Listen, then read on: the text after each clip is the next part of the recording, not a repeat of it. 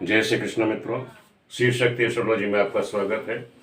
आज मैं आपको बताऊंगा कि जब संतान की आपकी इच्छा है या पुत्र है या पुत्री है तो उसके लिए आप समय का निर्धारण कैसे करेंगे, दिन का निर्धारण कैसे करेंगे। गर्भाधान का जो समय होता है उसे निकालें। दूसरा है कि जन्म पत्री के द्वारा जन्म कुंडली में ग्रहों की क्या स्थिति होनी चाहिए, किस तरह से आप लोग उसका विचार करेंगे, उसको आपको बता दूंगा।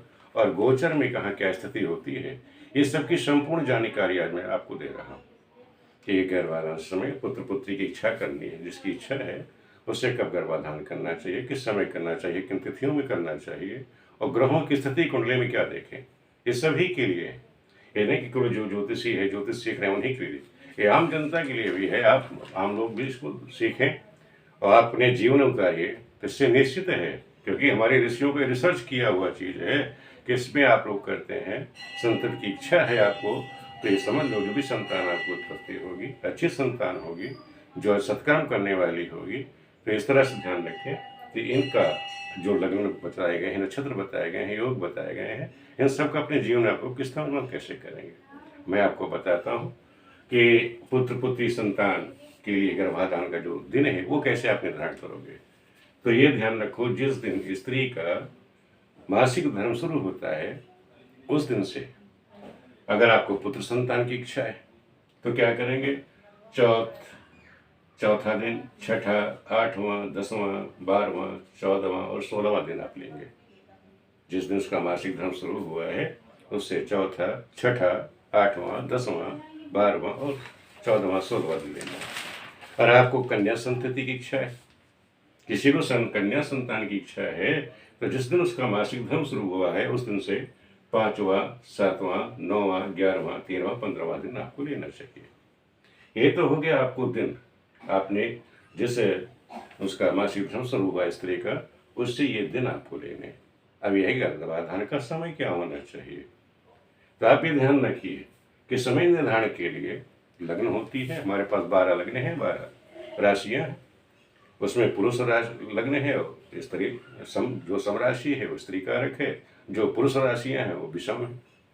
तो जो पुरुष लग्न है, जो हमारी विषम राशियां हैं, 1, 3, 5, 7, 9, 11, इन लग्नों को हम लेंगे। दूसरा, अगर पुरुष यानी पुत्र की इच्छा है तो मेष, मिथुन, सिंह, तुला, धन और कुंभ लग्न लेनी है। कन्या संतति की इच्छा है तो 2, 4, 6, 8, 10 और 12वां यानी वृष, कर्क, कन्या, वृश्चिक, मकर और मीन, इन लग्नों को हम लेंगे। तो इस तरह से आपने लग्नों का निर्धारण किया कि ये हमारे दिन हो गए, ये हमारी लग्न हो गई। अब आप इसको देखोगे कैसे कि भाई हमने तो लग्न तो ले ली, लेकिन उन लग्नों में ग्रहों की स्थिति क्या है। पहले तो आप ये समझ लो कि उसके नसीब में, पहले आप इस देखने से पहले ये देख लो कि उस बच्चे के, जिसके आप यजमान के देख रहे हैं, उसके नसीब में संतान है कि नहीं है। आपने भी कुंडली बना ली, ये मैंने 2 कुंडलियां ले ली हैं, एक पुत्र के लिए, पुत्री के लिए। पुत्र के लिए मैंने बताया कि हमें क्या चाहिए, विषम लग्न। विषम लग्न 1, 3, 5, 7, 9, 11, तो हमने ये विषम लग्न ले ली। विषम लग्न जैसे ये सिंह लग्न ले ली, सिंह लग्न ले ली, विषम लग्न संतान के लिए। अगर हमें पुत्री चाहिए तो सम लग्न, तो सम ये कन्या लग्न ले लिया। अब आप ये देखो कि गोचर में जिस समय आपका समय निर्धारण करना है उस समय आपको क्या देखना है। उस समय ये देखो कि गोचर में 1, 5, 9वें घर में शुभ ग्रह हो या शुभ ग्रहों की दृष्टि हो, शुभ ग्रह यहाँ गोचर कर रही हो या शुभ ग्रहों की दृष्टि लग्न पे पड़ रही हो, तो ये समझ लो कि जो भी संतति पुत्र संतान होगी। अब यहाँ स्त्री लग्न में, स्त्री लग्न में ध्यान रखें कि लग्न में 5वें और 9वें घर में गोचर जो है शुभ ग्रह है, शुभ ग्रह गोचर कर रही है और स्त्री ग्रहों की दृष्टि पड़ रही हो लगन पे। यहाँ दृष्टि किसकी पड़ेगी, पुरुष ग्रहों की दृष्टि पड़ रही हो लगन पे जिस समय गोचर है आपका, और यहाँ पे स्त्री ग्रहों की दृष्टि अगर लगन पे पड़ रही है तो यहाँ कन्या होगी, क्योंकि यहाँ समराशि है। और स्त्री कारक ग्रहों की दृष्टि पड़ जाए तो समझ लो कन्या निश्चित होगी। इसी तरह इसमें आप देखेंगे पुरुष पुत्र के लिए कि भाई ये पुरुष लग्न हो और पुरुष ग्रहों की दृष्टि हो, जैसे मैंने बनाया हुआ है कि बृहस्पति की दृष्टि लग्न में पड़ रही है। यहाँ के आप देखोगे कि यहाँ देख लो बृहस्पति की दृष्टि यहाँ भी पड़ रही है, लेकिन यहाँ बृहस्पति क्या है, सम राशि में है। ये भी ध्यान रखो, कभी ग्रह क्या होती है, जैसे पुरुष ग्रह है स्त्री लग्न में जाके बैठ गया तो स्त्री कारक दे देता है। कभी कभार ये स्थिति बन जाती है जो स्त्री कारक ग्रह हैं वो पुरुष राशि में होते हैं, पुत्र का योग बना देते हैं। तो ये हमें ध्यान रखना है कि वो जो ग्रह है किस भाव में और किस राशि में बैठा हुआ है। जिस भाव में बैठा हुआ, जिस राशि में बैठा हुआ, उसका बहुत बड़ा असर पड़ता है। तो आपने देख लिया पुत्र पुत्री लग्न का, और गोचर में बता दिया मैंने आपको कि 1, 5, 9 में शुभ ग्रह होनी चाहिए, गोचर करनी चाहिए। फिर उसके बाद आपको देखना है शुभ दिन। शुभ दिन आपको संतान के लिए है, सोम है, बुध है, गुरु है, शुक्र, ये दिन होने चाहिए।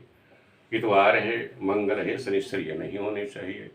इसमें जो भी बच्चे अगर होते हैं, गर्भाधान के समय बच्चे आ जाते हैं तो वो थोड़ा उजट टाइप से होते हैं और स्वभाव के बच्चे होते हैं। तिथियां आप ध्यान रख लीजिए कि तिथियां, जो भी तिथि आप निर्धारित कर रहे हैं उसमें पुरुष की और स्त्री दोनों की चंद्र बली होनी चाहिए, यानी चंद्र और मन का दोनों की इच्छाएं प्रबल होनी चाहिए संतान के लिए। तो ये ध्यान रखो, चंद्रवली शुक्ल पक्ष में द्वितीय, तृतीया, पंचमी, सप्तमी, दसवीं, एकादशी, द्वादशी तिथि होनी चाहिए। और कृष्ण पक्ष में सप्तमी है, द्वितीय है, तृतीया है, पंचमी में ताराबल देखना चाहिए आपको। नक्षत्र मैंने बताया अश्विनी, रोहिणी, मृगशिरा, तीनों, उत्तरा, हस्त, स्वाति, अनुराधा, अभिजित, श्रवण, शतविका और रेवती, ये नक्षत्र होने चाहिए। तो ये मैंने आपको बता दिया कि दिन कैसे निर्धारण करोगे। दिन हमारे पास शुभ दिन कौन है, सोम, बुध, शुक्र है। अशुभ दिन हमारे पास रवि, मंगल, शनि नहीं होना चाहिए। तिथि में हमारे पास जो है चंद्रबली होनी चाहिए, जो तिथि में हमारा चंद्रबल मजबूत होना चाहिए। नक्षत्र हमारे पास अश्विनी, रोहिणी, मृगशिरा, तीनों, उत्तरा, हस्त, स्वाति, अनुराधा, अभिजित, श्रवण, धनिष्ठा, शतभिक और रेवती, ये नक्षत्र होने चाहिए। अब हमको करना है ग्रह विचार। ये देख रहे कुंडली में जो जातक है उसके संतान का योग है नहीं है, उसकी कुंडली में कौन सी ग्रह बैठी हुई है, कहाँ बैठी हुई है, ये देख लीजिए कि पंचम भाव में अगर सूर्य बैठा हुआ है तो एक पुत्र संतान अवश्य देगा। मंगल बैठा है तो 3 पुत्रों का योग बनता है। बृहस्पति बैठा है तो 5 पुत्र देगा। अब ध्यान रखिए, देखिए अगर बृहस्पति जैसे पुरुष राशि है और उसकी दृष्टि पड़ जाए, जहाँ पुरुष राशि देखो, यहाँ बृहस्पति क्या है, पुरुष राशि में बैठा है। अगर लग्न में बैठे तो पुरुष राशि है, यहाँ बैठे तो पुरुष राशि, उसकी दृष्टि क्या है, पुरुष राशि की। अगर बृहस्पति की दृष्टि पड़ रही है तो पुत्र संतान ही देगा। इस चीज का ध्यान रखो कुंडली में कि बृहस्पति की दृष्टि यहाँ अच्छी है, अगर बृहस्पति यहाँ बैठेगा तो कन्या देगा। इसको हमेशा ध्यान रखो। अगर संतान का आप देख रहे हैं किसी कुंडली में बृहस्पति यहाँ बैठा है तो कन्या संतान देगी। जैसे यहाँ पे स्त्री पुत्री वाले मैंने बना रखा है कि बृहस्पति सम राशि में बैठा हुआ है और यहाँ चंद्र, बुध, शुक्र, ये तीनों जो है स्त्री कारक ग्रह हैं और स्त्री कारक ग्रहों की दृष्टि पड़ रही है पंचम पे, तो ये क्या है, कन्या देंगी। अब यहाँ ध्यान रखो कि जैसे पंचम में पुत्र संतान के लिए देख लीजिए, अगर पंचम भाव में सूर्य मंगल बैठा है तो ये पुत्र संतान देंगे और बृहस्पति की दृष्टि होनी चाहिए पंचम पे, तभी पुत्र होगा। कन्या के लिए ध्यान रखो, पंचम भाव में चंद्र, बुध, शुक्र, बुरे बृहस्पति बैठे हो या इन ग्रहों की दृष्टि पड़ रही हो, सम राशि में हो करके ध्यान रखा, राशि उनकी सम होनी चाहिए, सम राशि में ग्रह बैठी हो और उनकी दृष्टि पड़ रही हो तो कन्या होगी। तो ये आपको इस तरह से बताइए कुंडली आप लोग देखें कैसे, किसी कुंडली हो उसमें आप विचार कैसे करेंगे। तो ध्यान रखना, सूर्य से 1 पुत्र, मंगल से 3, बृहस्पति से कन्या होती है, चंद्रमा से 2 पुत्री, बुध बैठा 4 पुत्रियां, शुक्र है तो 6 कन्या। लेकिन आजकल समय के अनुसार इतने नहीं होती, उसमें आप देख लें कि देश काल परिस्थिति, गोचर दशा क्या चल रही है।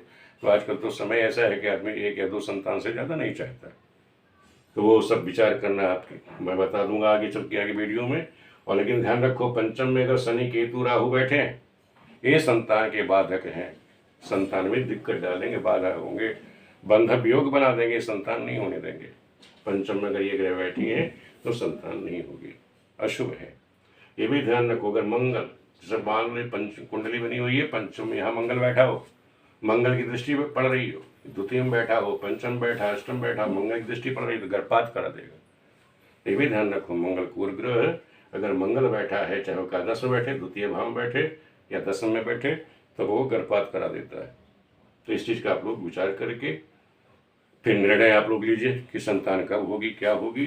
पहले कुंडली आप देखिए, कुंडली के बाद उसका गोचर देखिए कि गोचर में उसकी ग्रहों की स्थिति क्या है, और जो तिथियाँ उसको मासिक धर्म आता है स्त्री के उसके अनुसार फिर आप दिन निर्धारित कर दीजिए कि ये दिन है, ये समय है, ये लग्न आपको बता ही दिया मैंने कि ये लग्न है, उस समय रात्रि के समय, ये मध्य रात्रि के समय कौन सी लग्न आ रही है, उस रात्रि उसके अनुसार आप निर्णय लीजिए।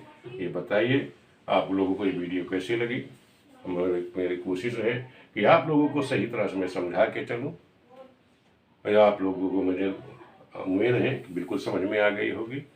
वीडियो आप लोग देखिए, चैनल को लाइक करिए, सब्सक्राइब करिए, अपने मित्रों को जोड़िए। मैं इसी तरह ज्ञानवर्धक चीज़ें जो दैनिक प्रयोग में आने वाली चीज़ें हैं, अब मैं उन्हीं को लेकर चलूँगा, आप लोगों को समझाऊंगा कि जिससे आप लोगों को दैनिक जीवन में उपयोग वाली आने वाली चीज़ें आपको समझाई जाए, जिससे आप लोगों का कल्याण हो, आप जजमान का ये कल्याण कर सकें, समाज की सेवा कर सकें। वीडियो देखने के लिए आप सभी लोगों का बहुत बहुत धन्यवाद।